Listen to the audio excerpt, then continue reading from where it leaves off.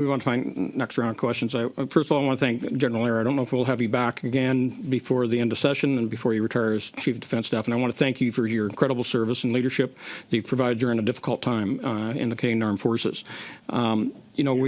We scanned through the defense policy update, and no place do we talk about war footing. We know that from the department's reports that only 58% of the Canadian Armed Forces are standing ready and can be deployed. The Air Force is in even worse shape with 55% of its equipment is unserviceable or unavailable. The Royal Canadian Navy, 54% of the ships and crews there are undeployable. And we, of course, Admiral Topshee's video spoke to that. The Army is 46% of the equipment is unserviceable. We talked about 16,000 troops short. 10,000 troops are under-trained and undeployable. Where are we at right now with the number of troops that we have? Total members of the Canadian Armed Forces, and my understanding is 15,000 people applied to be members of the Canadian Armed Forces and were turned away or walked away because of the timelines taken to recruit. Well, Mr. Chair, there's a lot in there.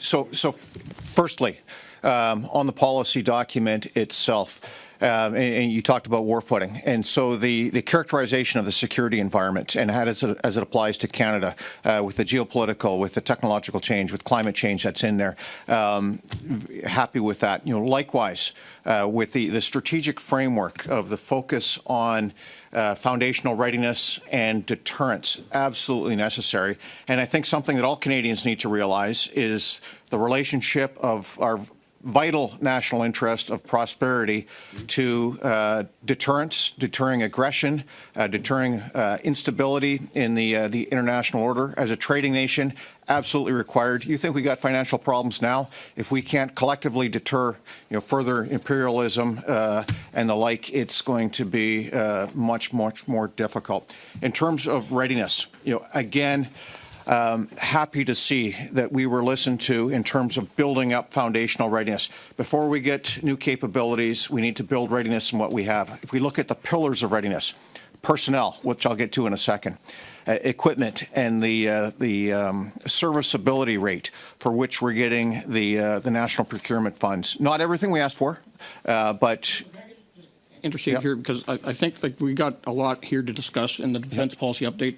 So I want to move the following motion so we can dig into this in greater detail. That given the state of the Canadian Armed Forces, which is experiencing record low recruitment and retention and sees active service members using food banks and are unhoused, pursuant to Standing Order 1082, the committee undertake a study on the timeline and implementation of the defense policy update.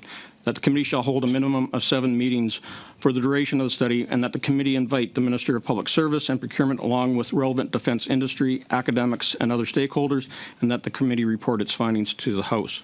And that was originally circulated, although I made some minor amendments since we've already had the Minister of Defense here today as well, along with department officials. Can I speak to that, Mr. Chair? You may. It's been tabled, and it's in order, and it's relevant. So I don't think that this is too complicated. I would just say, colleagues, that we've got a lot here to unpack in DPU, and General Eyre has started to lay out all the things that need to happen in addressing the challenges that we have and the threat environment we're facing. And I think for us to thoroughly know what's facing Canada as a nation from a threat environment standpoint and how we're going to address it with the current recruitment retention crises that we have, as we look at housing continue to be a challenge, the cost of living crisis that's been created by the Liberal government because of the carbon tax and inflationary costs going up, that we've got troops using food banks who are relying on food donations when they're in Ottawa on training. We should really take a fulsome approach to the DPU to ensure that it is addressing the threat environment we're facing, the needs of the Canadian Armed Forces, and that we're buying the right kit for those that are going to be needed to do the tasks at hand. We haven't even touched on the DPU on the research side. Like where are we going to go with artificial intelligence? How are we going to use more robotics? What about more drone capabilities, both on the air, on the ground, and in and on the sea? So we have to really take a fulsome approach to this, and I think that 7 meetings are required. I did call the question, and I did not know about any other amendment. So the motion as amended, I'd called. So those in favor? Those opposed?